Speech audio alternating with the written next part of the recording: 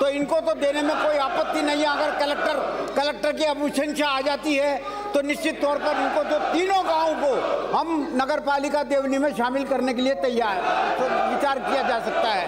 इसके अलावा भीलवाड़ा का जो गांव है जहाजपुर तहसील का, कुचलवाड़ा और ऊंचा, उसके लिए तो प्रोसीजर ये है कि एक जिला का कलेक्टर दूसरे जिले के कलेक्टर को लिखेगा और लिखने के बाद में वो उसका नाम, सीमाओं के सीमा का निर्धारण, नक्शा और संपूर्ण जानकारी दूसरे कलेक्टर को भेजेगा। अगर वो कलेक्टर अभिशंसा करता है तो वो मामला फिर राजस्व विभाग में जाएगा, सचिवालय में जाएगा। सचिवालय में आर्थिक और भौगोलिक दृष्टि से उसका परीक्षण करके वो स्वायत्त शासन विभाग को भेज देगा। तो निश्चित तौर पर ये दोनों गांव भी जो है वो नगर पालिका देवनी में शामिल किए जा सकते हैं। मैं समझता हूं कि इसमें आप जैसी डिमांड कर रहे थे उससे भी ज़्यादा मैंने संतुष्ट करने का आपको प्रयत्न किया है। धन्यवाद सर।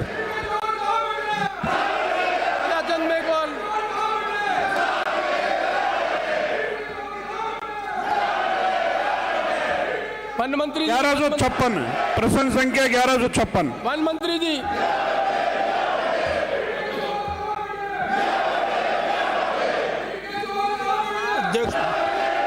खंड 1 राष्ट्रीय बाघ संरक्षण प्राधिकरण NTCA वन एवं जलवायु परिवर्तन मंत्रालय भारत सरकार नई दिल्ली द्वारा वन्य जीव सुरक्षा अधिनियम 1972 की धारा 38 के प्रावधानांतर्गत दिनांक 5/7/2021 को रामगढ़ विस्तारी वन्य जीव अभ्यारण्य व निकटवर्ती क्षेत्रों को टाइगर रिजर्व बनाए जाने की सैद्धांतिक स्वीकृति प्रदान की गई है।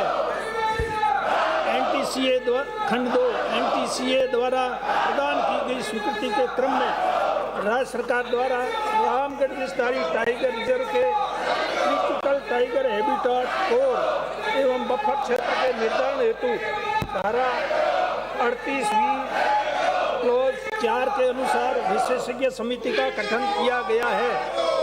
समिति द्वारा रामगढ़ विस्तारी टाइगर रिजर्व के कोर CTH तथा बफर क्षेत्र के निर्धारण हेतु रिपोर्ट दिनांक 24 जनवरी 2022 को राज्य सरकार को प्रस्तुत की गई है। समिति की रिपोर्ट का परीक्षण कर राज्य सरकार द्वारा वन्य जीव सुरक्षा अधिनियम 1972 के प्रावधानों के तहत कार्रवाई की जा रही है। खंड 3 वन्य जीव अभ्यारण्य शेरगंज में पैंथर प्राकृतिक रूप से पाए जाते हैं।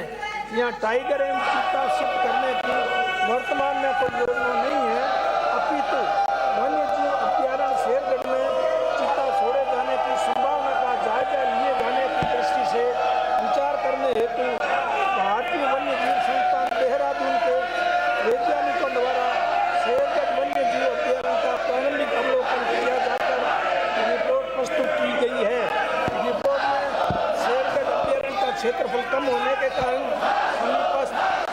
वन क्षेत्र को सम्मिलित किया जाने, चारों ओर फेंसिंग की जाने, ग्राम सुरक्षा को बाहर विस्थापित किए जाने, फाइल को थोड़ी साइड में रखे बोलो तो माइक में आवाज आए। ग्राम सुरक्षा को बाहर विस्थापित किए जाने आदि उपरांत ही यह अभ्यारण्य चित्ता की 3-4 यूनिट बनाने हेतु उपयुक्त हो सकता है बाबत उल्लेखित किया गया है। इस संबंध में NTCA द्वारा अपने पत्र दिनांक 7 दिसंबर 2021 द्वारा सूचित किया गया है कि प्रथम चरण में चीता बसाने की कार्रवाई मध्य प्रदेश में की जा रही है। अन्य स्थानों के संबंध में बाद के चरणों में कार्रवाई की जाएगी। खंड 4 12 के शेरगढ़ अभ्यारण्य का प्रशासनिक नियंत्रण कोटा से हटाकर 12 में करने के संबंध में माननीय विधायक 12 श्री पानाचंद जी मेघवाल से उनका पत्र दिनांक 31 मार्च 2021 प्राप्त हुआ, जिस पर अतिरिक्त प्रधान मुख्य वन संरक्षक मुख्य वन्य जीव प्रतिपालक की राय ली गई। अतिरिक्त प्रधान मुख्य वन संरक्षक एवं मुख्य वन्य जीव प्रतिपालक की राय अनुसार शेरगढ़ अभ्यारण्य का प्रबंधन एवं प्रशासनिक नियंत्रण वन्यजीव मंडल कोटा में रखा जाना उचित है, जिससे अभ्यारण्य में वन्य जीवों एवं उनके हैबिटेट का प्रबंधन, रेस्क्यू कार्य आदि सुचारू रूप से हो पाएगा। अन्य अध्यक्ष महोदय, बारा के वन अभ्यारण्य में वन विभाग की ओर से 4 दीवारी करने का विचार रखते हैं या नहीं? दूसरा, क्या जंगली जानवरों के फसल को नष्ट करने पर मुआवजा देने का विचार रखते हैं?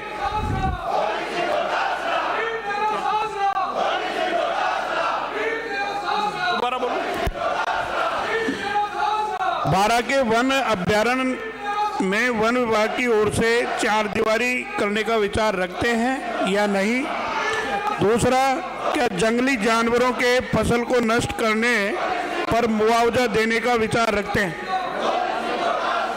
या नहीं? दोबारा।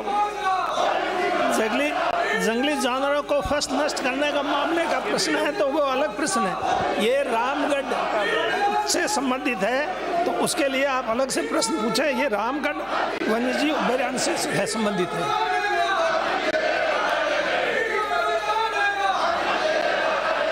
अध्यक्ष महोदय, मैं जानना चाहूँगा माननीय मंत्री महोदय से, प्रदेश में जहाँ जहाँ पर भी बाघों को बसाए जाने की बात चल रही है, कुंभलगढ़ में भी चल रही है, तो इससे पूर्व क्या क्या तैयारी की गई, कहाँ कहाँ ग्रासलैंड डेवलपमेंट किया गया और प्रे बेस के लिए क्या व्यवस्था की गई, ये जानना चाहता हूँ मंत्री महोदय से।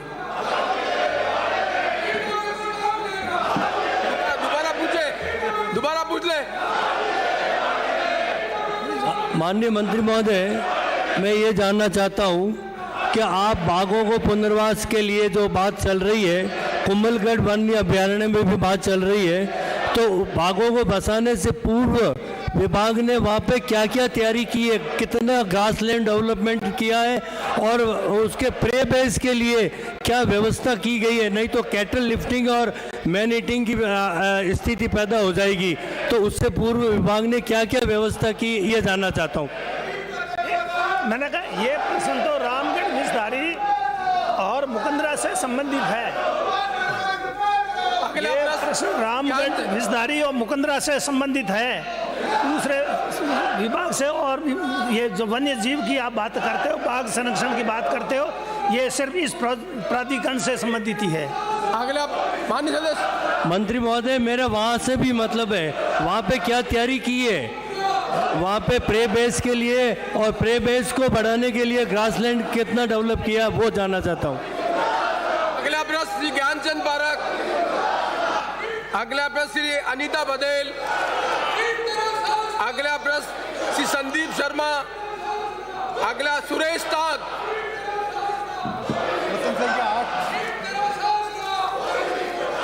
माननीय मंत्री जी। प्रश्न संख्या 8। जी हाँ, निगम के सीमित संसाधनों एवं कोरोना महामारी के कारण निगम वाहनों को पर्याप्त यात्रा भार नहीं मिलने से पूर्व में संचालित विधानसभा क्षेत्र किशनगढ़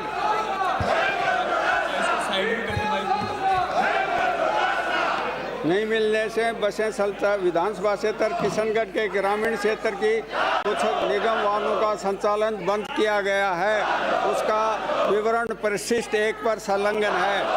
जी नहीं, राजस्थान परिवहन निगम के सीमित संसाधनों के कारण परिशिष्ट 1 में अंकित बंद की गई निगम की किशनगढ़ विधानसभा क्षेत्र के ग्रामीण मार्गों की बसों का संचालन फिलहाल किए जाने का विचार नहीं है।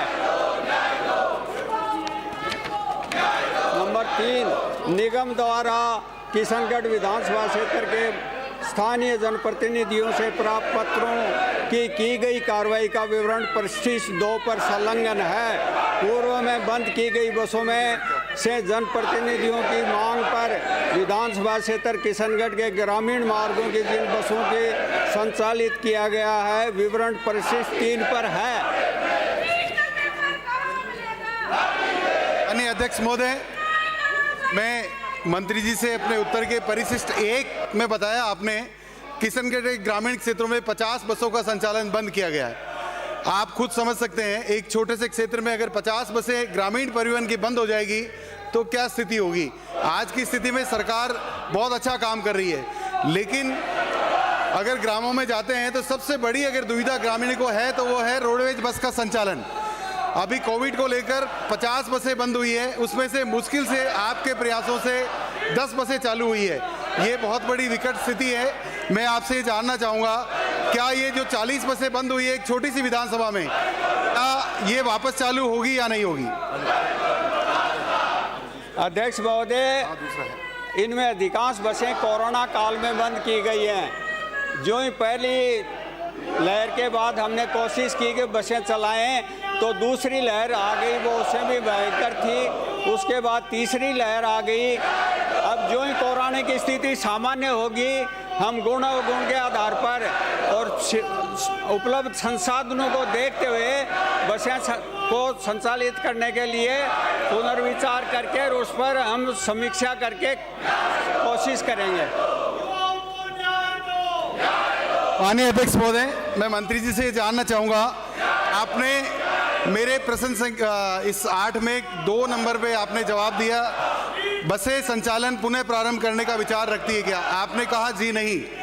तो मुझे इस बात की चिंता है कि ये बसें अगर नहीं चली तो हमारी स्थिति बहुत विकट हो जाएगी। क्या सरकार ग्रामीण परिवहन बस सेवा को पुनर्संचालन करना चाहेगी ग्रामीण परिवहन की व्यवस्था को सुधारने के लिए? कोरोना की स्थिति सामान्य होने के बाद आपसे बात करके आप जो कहें ये बताएंगे कि ये ज़रूरी है, और हमारे सीमित संसाधनों को देखते हुए आप हमें बता दें कि कौन कौन सी बसें ज़्यादा ज़रूरी हैं, उनकी हम समीक्षा कर लेंगे।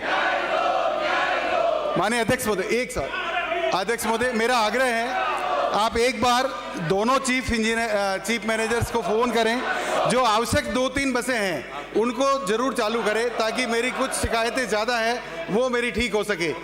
आप जो 2-3 बसें बता रहे हैं वो आप लिख के दे दें, मैं दोनों चीफ मैनेजरों को कहूँगा आपसे संपर्क कर लेंगे। थैंक यू सर, धन्यवाद। माननीय मंत्री महोदय, मैं आपसे ये जानना चाहता हूँ कि जो कोविड में आपने रोडवेज बसें विधानसभा क्षेत्र मारवाड़ जंक्शन में बंद की थी, उसे पुनः चालू करने का विचार रखते हो तो कब तक? दूसरा, ग्रामीण परिवहन सेवा वहाँ पे कब लागू करने की जो माननीय मुख्यमंत्री महोदय ने घोषणा की है, तो वहाँ कब लागू की जाएगी, मैं जानना चाहता हूँ। ये प्रश्न अध्यक्ष महोदय किशनगढ़ विधानसभा क्षेत्र से संबंधित ही है। मंत्री महोदय, ये संपूर्ण प्रदेश के परिप्रेक्ष्य में है। किशनगढ़ का ही प्रश्न है अध्यक्ष महोदय। अगला श्री अविनाश, अगला प्रश्न श्री जगसी राम, अगला प्रश्न श्रीमती संतोष, अगला बलजीत यादव। अध्यक्ष महोदय, प्रश्न संख्या 97।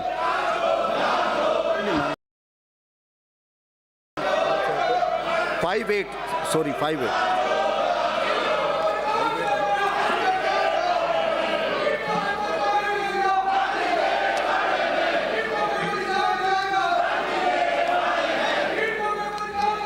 अध्यक्ष महोदय, प्रश्न का खंड 1,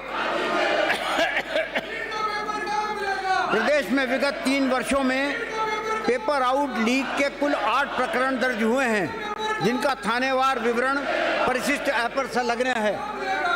खंड 2, गत 3 वर्षों में दर्ज कुल 8 प्रकरणों में 85 व्यक्तियों की गिरफ्तारी हुई है। 4 प्रकरणों में चालान पेश किया जा चुका है, 1 प्रकरण में चालान न्यायालय में पेश किया जाना शेष है और 3 प्रकरणों में अनुसंधान जारी है। विवरण परिशिष्ट ऐप पर संलग्न है। खंड 3, जी हाँ, राज्य में होने वाली परीक्षाओं में अनियमितताओं को रोकने के लिए सख्त कानून बनाने का मामला प्रक्रियाधीन है।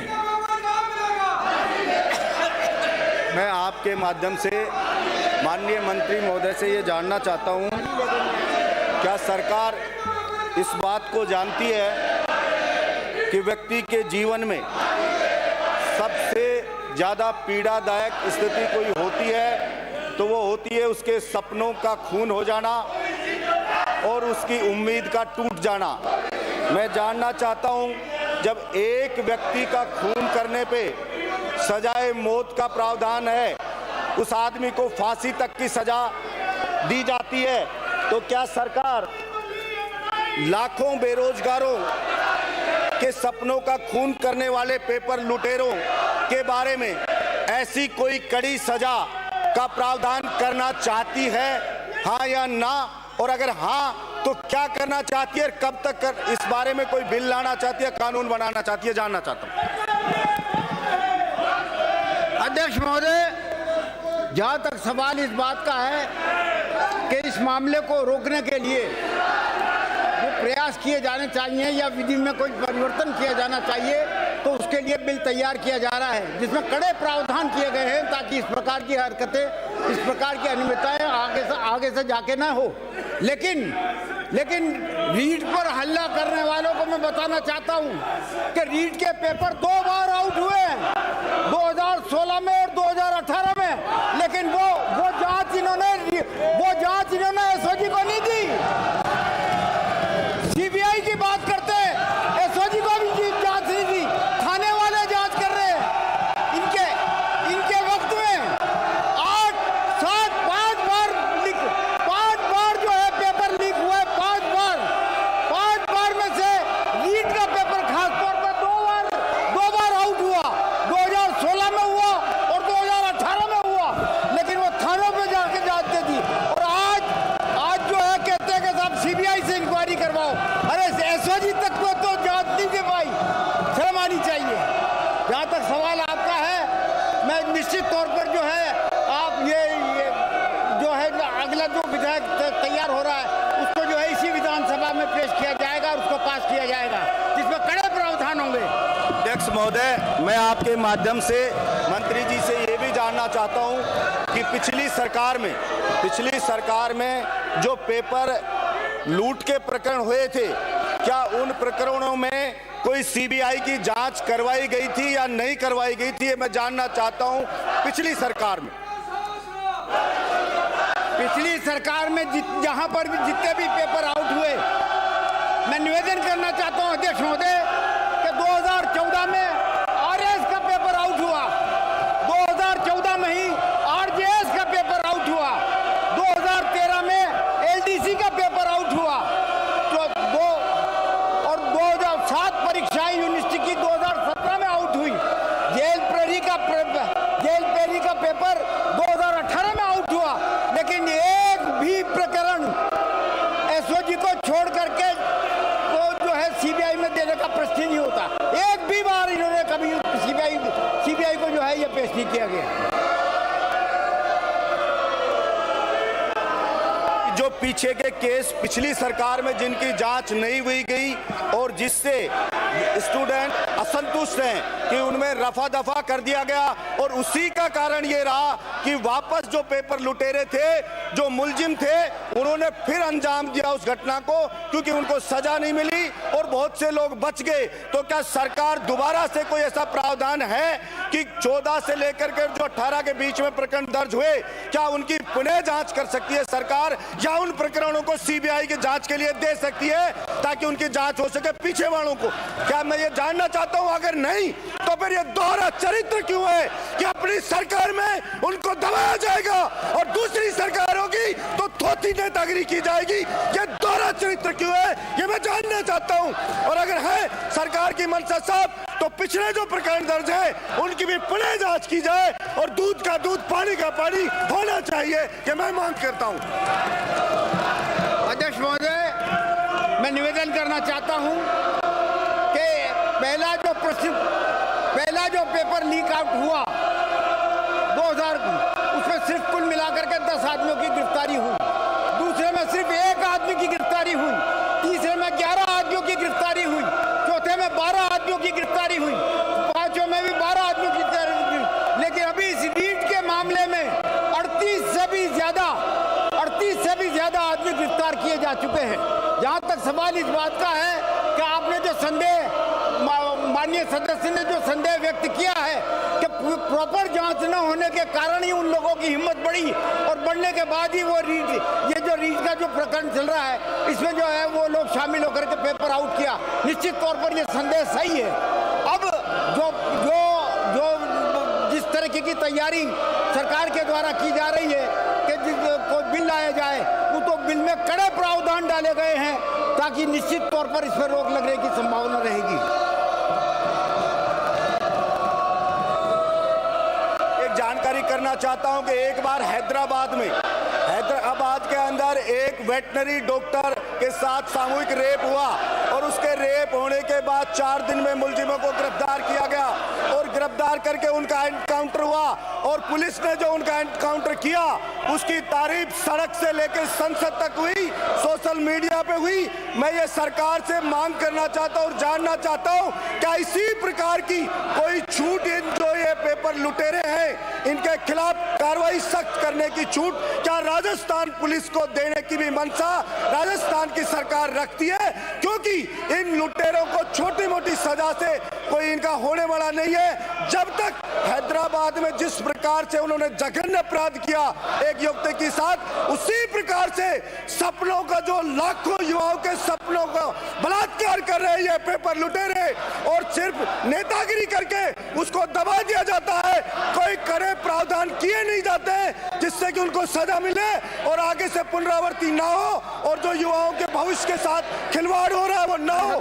तो मैं मांग करना चाहता हूं क्या सरकार राजस्थान की पुलिस को इस प्रकार की छूट दे सकती है कि हैदराबाद वाला ही यहाँ पे करके बताए? क्योंकि मैं आश्वस्त करना चाहता हूँ कि राजस्थान की जनता, हिंदुस्तान की जनता जो गलत कार्य इस प्रकार का करता है भाषण नहीं, प्रश्न मुझे समर्थन करती है या फिर कोई फांसी के जैसी सजा इनको मिले। और विपक्ष के साथियों से भी कहना चाहता हूँ राजस्थान सरकार भी कानून बनाए और केंद्र सरकार भी कानून बनाए कि जो पेपर लूट की घटना में शामिल हो उसको फांसी की सजा दी जाए, हत्या माना जाए। मैं कहना चाहता हूँ। अगला प्रश्न फूल सिंह मीणा, अगला प्रश्न सतीश पूनिया, अगला प्रश्न भरत सिंह, अगला प्रश्न भरत सिंह।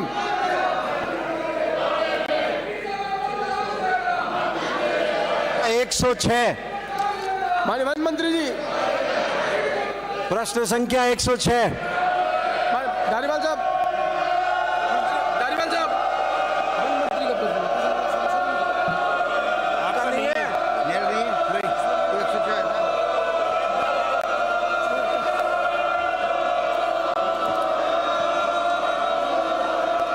खंड 1।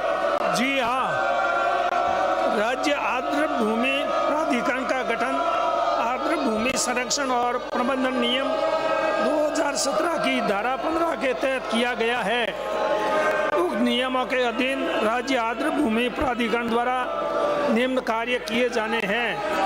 विनियमन हेतु चिन्हित आर्द्र भूमियों की संस्तुति करना, डिजिटल सूची तैयार करना, अनुज्ञात किए जाने वाले कार्यकलापों और प्रभाव क्षेत्र की सूची विकसित करना, संरक्षण और युक्त उपयोग के लिए कार्य नीतियां परिभाषित करना, सतत प्रबंधन हेतु आवश्यक निर्देश जारी करना इत्यादि।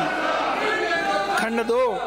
आरक्षण भूमि संरक्षण और प्रबंधन नियम 2017 के तहत उपनियम 5 के प्रावधान अंतर्गत राज्य आर्द्र भूमि प्राधिकरण का गठन किया गया है। उपनियम 5 और 17 के अनुसार राजकीय सदस्यों के अतिरिक्त गैर कार्य सरकारी सदस्यों के रूप में आर्द्र भूमि पारिस्थितिकी, जल विज्ञान, मत्स्य की भूदृश्य योजना और सामाजिक आर्थिक क्षेत्र का एक विशेषज्ञ राज्य सरकार द्वारा मनोनीत किया जाना है। खंड 3। जी नहीं, वेटलैंड का चयन कर विकास करने की विभाग की कोई योजना नहीं है। जिला कलेक्टर्स द्वारा आर्द्र भूमि संरक्षण और प्रबंधन नियम 2017 के तहत Indian Space Research Organisation ISRO द्वारा प्रकाशित नेशनल वेटलैंड एटलस में से धारित डेटा अनुसार प्रदेश के हर जिले में वेटलैंड्स को चिन्हित किया जाना है एवं प्रबंध योजना तैयार की जानी है। आर्द्र भूमि संरक्षण और प्रबंधन नियम 2017 के प्रावधानों के अनुसार वेटलैंड्स का विकास संबंधित स्वामित्व वाले विभाग द्वारा आर्द्र भूमि संरक्षण और प्रबंधन नियम 2017 के तहत किया जाना है। खंड 4 वेटलैंड अथॉरिटी के अध्यक्ष एवं सदस्यों द्वारा कई वेटलैंड जैसे कि सांबर झील, केवलादेव राष्ट्रीय उद्यान, भरतपुर, चंदलाई जयपुर, बरखेड़ा जयपुर, आना सागर अजमेर, नक्की झील माउंट आबू, फतेह सागर एवं पिछुला झील उदयपुर, कायलाना जोधपुर इत्यादि का निरीक्षण किया गया है। इन वेटलैंड्स के संबंध में जिला कलेक्टर एवं संबंधित संभावित वाले विभागों से चर्चा कर उचित दिशा निर्देश दिए गए हैं। मैं आपके माध्यम से माननीय मंत्री जी से जानना चाहता हूं कि अथॉरिटी के गठन के बाद इसकी बैठकें कब कब हुई और इस अथॉरिटी में गैर सरकारी सदस्यों का मनोनयन कब तक कर लिया जाएगा। प्रबंध योजना वेटलैंड के बारे में कब तक तैयार कर ली जाएगी और वेटलैंड पर जो पक्के निर्माण हैं उनको हटाने के बारे में आपकी क्या कार्य योजना है।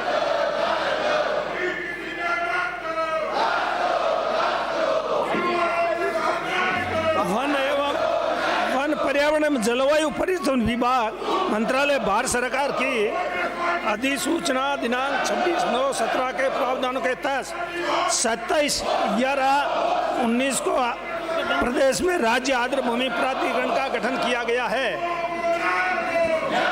अथॉरिटी के तहत जो सदस्य नॉमिनेट करने गैर सरकारी सदस्य उनका अभी तक नॉमिनेशन नहीं किया गया है और ये जल्दी मुख्यमंत्री जी के स्तर से इनका नॉमिनेशन किया जाना है।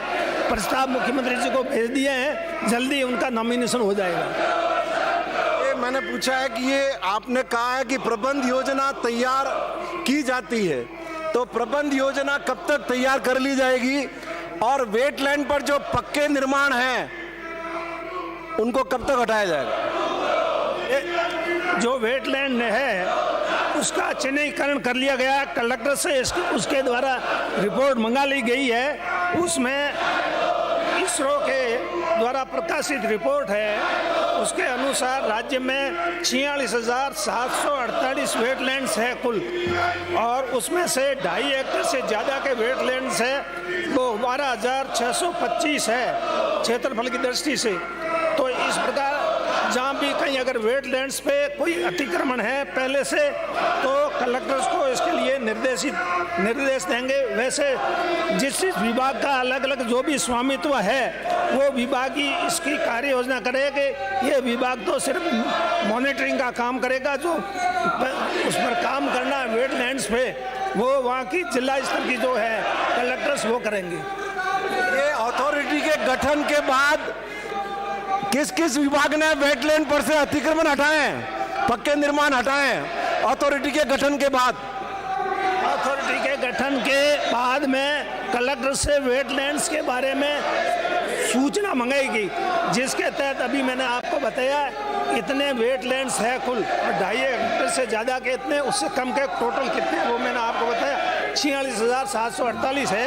अभी तक सूची प्राप्त हुई है, उसके बाद में इस पर अतिक्रमण वगैरह है इस प्रकार की कोई सूचना हमारे को नहीं मिली है। कलेक्टर से सूचना मंगवाएंगे, अगर इस प्रकार कोई हमें सूचना प्राप्त होगी कि वेटलैंड्स पे अतिक्रमण है तो उनका हटाने के लिए कलेक्टर को निर्देशित करेंगे। ये जो उदयपुर की पिछोला और फतेह सागर झील है, इस सदन में प्रतिपक्ष के नेता गुलाब चंद जी कटारिया 77 से आए हुए हैं, क्या राज्य सरकार वहां पर उनकी प्रतिमा लगाने का विचार रखती है क्या पिछोला और फतेह सागर में? ये प्रतिमा लगाने का प्रश्न है, ये अलग प्रश्न है, इसके मेरे में अभी जवाब नहीं दे सकता। अगला प्रश्न श्री गोपाल शर्मा, श्री गिरधारी लाल। प्रश्न नंबर 313। खंड 1 जी हाँ, खंड 2 जी हाँ, विभाग द्वारा राज्य सरकार के स्तर पर नीतिगत निर्णय लिया जाकर निजी फिटनेस सेंटरों के अनुचित व्यावसायिक प्रतिस्पर्धा को रोकने, उनके आर्थिक व्यवहार्यता को सुनिश्चित करने एवं वाहन स्वामियों की सुविधा एवं सुगमता के उद्देश्य से दिनांक 4/6/2021 को अपने आदेश 9/2021 क्रमांक F7 (53) बंद FC (2020-209639 द्वारा पंजीकृत वाणिज्यिक वाहनों को फिटनेस नवीनीकरण हेतु आवेदन उस राजस्व जिले में जहां वाहन पंजीकृत हैं या वाहन स्वामी ने पता परिवर्तन करा रखा है तथा नियमित रूप से वहां कर जमा करवा रहा है में ही करवाने के निर्देश प्रदान किए गए हैं। जी नहीं, खंड 3 जी नहीं, वर्तमान में आदेश क्रमांक F7 (53) FC (नियम) (2020-9639 दिनांक 4/6/2021 को निरस्त करने के संबंध में परिवहन एवं सड़क सुरक्षा विभाग राजस्थान सरकार के स्तर पर कोई प्रस्ताव लंबित नहीं है, क्योंकि विभाग द्वारा राज्य सरकार के स्तर पर नीतिगत निर्णय लिया जाकर निजी फिटनेस सेंटरों की अनुचित व्यावसायिक प्रतिस्पर्धा को रोकने, उनकी आर्थिक व्यवहारिकता को सुनिश्चित करने एवं वाहन स्वामियों की सुविधा एवं सुगमता के उद्देश्य से उक्त निर्णय लिया जाकर पंजीकृत वाणिज्यिक वाहन फिटनेस नवीनीकरण हेतु आवेदन उस राजस्व जिले में जहां वाहन पंजीकृत हैं या वाहन स्वामी ने पता परिवर्तित करवा रखा है तथा नियमित रूप से वहां कर जमा करवा रहा है में ही करने के निर्देश प्रदान किए गए हैं। माननीय अध्यक्ष महोदय,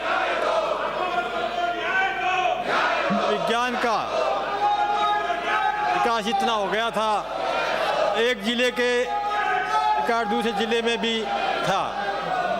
अब तो राजस्थान में कहीं भी फिटनेस हो सकता था और अब ऑनलाइन ज़माने में वाहन मालिक राजसमंद से बीकानेर खाली गाड़ी लेकर आएगा तो धन और समय का नुकसान भी होगा, वाहन मालिक के हित में कैसे होगा। अध्यक्ष महोदय, सरकार ये बताएं, अगर सरकार निजी फिटनेस सेंटर की प्रतिष्ठा को रोकने का विचार रखती है तो क्या ये नहीं हो सकता कि सरकार अपने राजस्व को बढ़ाने के लिए फिटनेस पुनः अपने ही DTO सेंटर पर कराना शुरू करें। अध्यक्ष महोदय। अध्यक्ष महोदय, ये फिटनेस के 2011 में भी ये व्यवस्था थी फिटनेस के नियमों में कि उसी राजस्व जिले में फिटनेस करवाई जाए जहां वाहन पंजीकृत है। उसके बाद 2018 में इसमें परिवर्तन किया गया और ये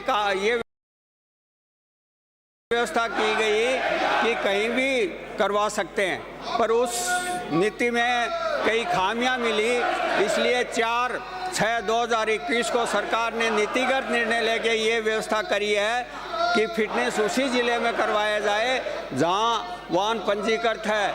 इससे अच्छी मॉनिटरिंग हो सकेगी और जो बिना वाहन जाए दूसरे जिले के लोग दूसरी जगह करवा लेते थे उस पर रोक लगेगी, इसलिए ये निर्णय लिया गया है। अध्यक्ष महोदय।